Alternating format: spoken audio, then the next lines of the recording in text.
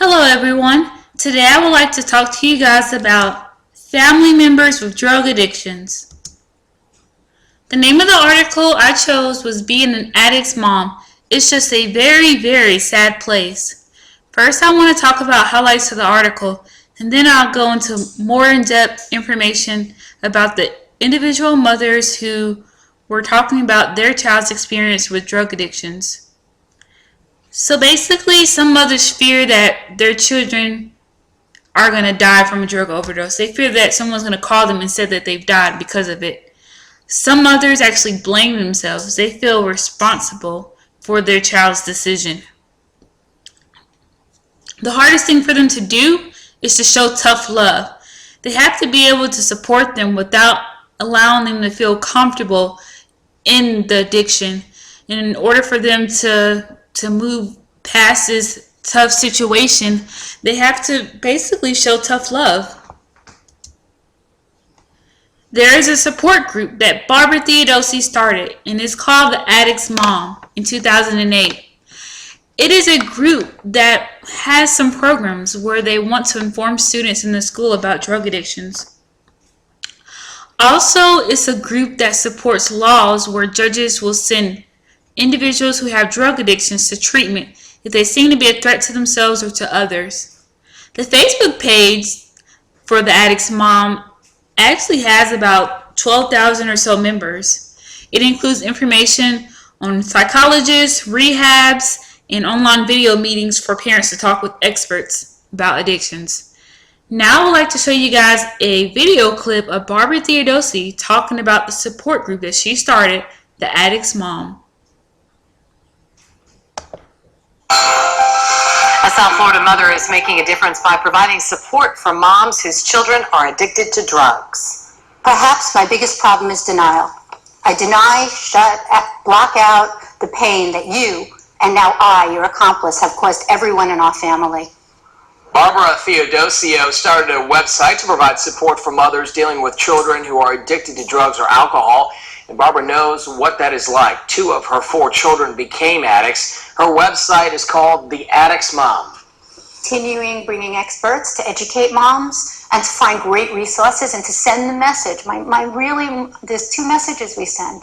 One is sharing without shame. The other is together we really are stronger, because by yourself it's horrible. And I guess the third thing I want to repeat just one more time is how important you are to this world. Barbara also has a Facebook page to offer mothers support and help. So there is a support group that individuals can join if they have children who have been addicted to drugs, in particular mothers. And this may be a support group that you may want to tell your clients in the future. Now I would like to talk about individual stories of mothers who have children who are addicts. First, I would like to talk about Debbie Gross-Longo and her son, who was addicted to prescription drugs. How this made her feel was powerlessness. She felt as if there was not much she could do about the situation. Today, her son is 25 and he's been in recovery for 6 months, but just recently he had a relapse. Now I'd like to show you a video of Debbie Gross-Longo talking about her experience with her son having an addiction to heroin, and also talking briefly about the Addicts Mom support group that she's a part of.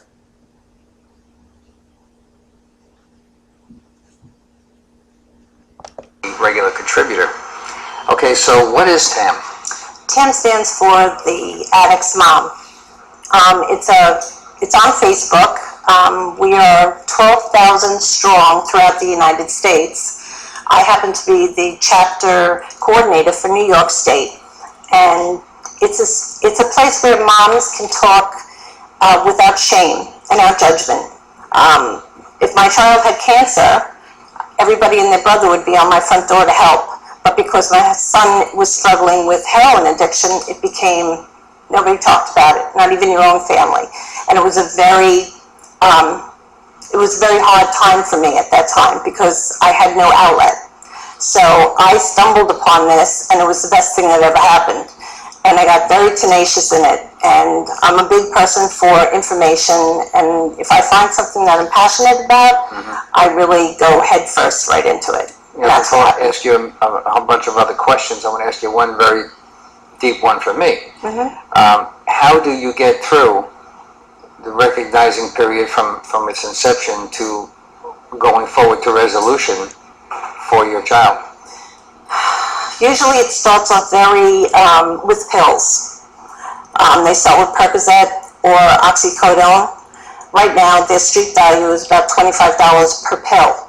That's too expensive for a kid. So a dime bag of heroin is $10. So it's much easier for them. But the problem is, it's very addictive. And it just goes through the bloodstream for 3 hours, and then you get sick, and your body needs it. So you have to keep it. Your day revolves around getting your drug.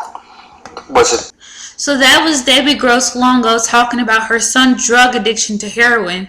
And she's basically saying that he probably started to become addicted to heroin because the drug was so cheap and it was more easier for him to have access to that drug.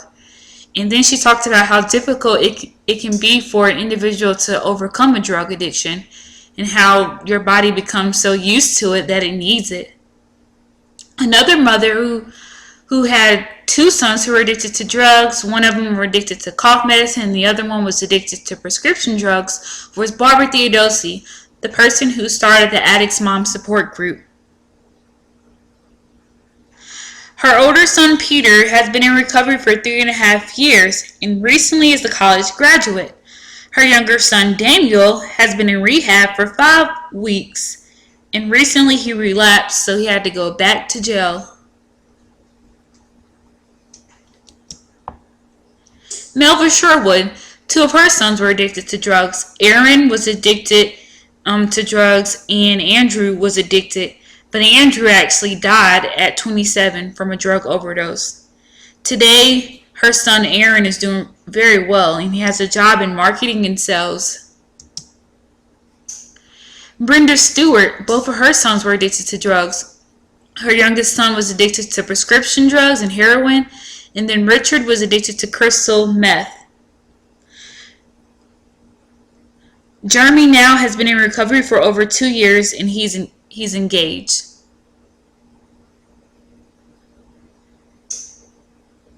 And Richard is also doing well. He has been in treatment since the end of June. She believes if you look at the drug as a disease, the drug addiction, then it'll help you to accept it more. You'll love the child unconditionally while thinking of it as a disease, something that can be fixed, something that they can get over. She spent a lot of time in counseling, which helped her to realize that her children made those choices, even though she felt like she was responsible and wanted to blame herself for their actions. Now I'd like to talk about the peer-reviewed journal article that I chose. It's called When Talking Won't Work, Implementing Experiential Group Activities with Addicted Clients. So what is experiential group learning theory? It basically says that we learn through our experiences. We learn by doing. They say that traditional talk therapy may not be enough and experiential activities are better because it helps prevent you from thinking irrationally because you're not thinking, you're just openly expressing your feelings. Other therapies that are proven to be useful for clients who are addicts is group therapy, where they can work on their communication skills, music therapy, which allows them to openly express their emotions without suppressing them like they used to do when they were using the drugs. They were using the drugs instead of talking through their problems, they used the drugs. Adventure education is also something that's helpful, helps them to build trust and self-esteem and learning to solve problems. 3 other activities which may not be that popular but were included in the peer-reviewed journal article are recovery activities, and these activities are supposed to help them while they're trying to recover over their drug addictions. The Crossing the Swamp activity, it uses it uses the AA's 12-step principles, which is Alcoholics Anonymous principles, or you can use other principles in place of that. And it's helpful for recovery because you have others to help you. The Stand Tray activity helps adults or teenage clients with recovery, and with those who are having difficulties with staying sober. The Blind Maze help clients to recover by applying well-known recovery slogans to their lives. If you would like to know more information about these activities, you can look at them in the peer review journal article that I chose, which will be included in this handout that I will post on Blackboard. This last quote is coming from a video that I'm about to show you guys, and it's a video that Debbie Gross-Longo was talking about her son who was addicted to drugs. This comes directly from the article that I chose, and this is like something that her advice for mothers who have children who are addicted to drugs, or who have children who may not be addicted to drugs. Basically, she's saying is you have to get them into rehab, you have to scare them straight almost, you have to start talking to your children when they're young. You have to warn them about everything. This is what will help them. You have to warn them, you have to let them know the bad things about drugs, and hopefully they won't choose that lifestyle. Really good. He was on Division I soccer, he was on basketball, he was on baseball. This is him and I when we were in a pool, and I would be the cautious mother. What did it feel like when you realized he was addicted to prescription drugs? Well, at first I didn't realize he was addicted. I would find pill bottles with no names on them, so it was just a straight bottle. Sometimes I would find straws. Sometimes I would find spoons. I would Google everything and started realizing there's a problem here.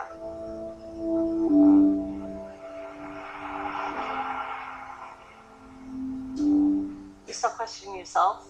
Did I fail him in some way? There's such a stigma and such a shame attached to it. But the bottom line, it's a disease. And how hard was that stigma for you? So I really suffered in silence, and it's a horrible place to be because you end up crying yourself to sleep. You start going back in time and looking at how they used to be. For all mothers who have children who are addicted, it is that balance between supporting your loved one and enabling. His hand was always out, always out. How scary was that when you said, done, the enabling stops? I started thinking to myself, well, if he's so darn clever to get the drugs, he can be clever enough to find a piece of pizza somewhere, and okay, you sleep in your car. Well, that's your choice. So I grew a little bit stronger, but I really grew strong with the Addicts Mom. I mean, that group was my saving grace. It truly was. I saw women who were having the same problems that I was having, only our children's names were different.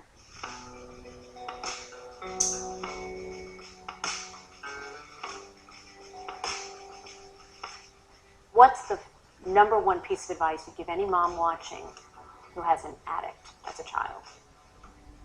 Well, I think try to get them into rehab, scare them straight almost. But I really think that you have to start talking to your children when they're young and warn them about everything. I don't want to hear another mother getting a knock at the door saying her son or daughter is dead. I don't want one mother out there suffering in silence and feel she has nowhere to go. So having a son who's addicted to drugs can be very hard, especially for Debbie Gross-Longo or any other parent. I would definitely suggest that you may want to recommend to your future clients who are dealing with this to possibly join a support group such as the Addicts Mom on Facebook or on their website online. This can be very helpful and useful.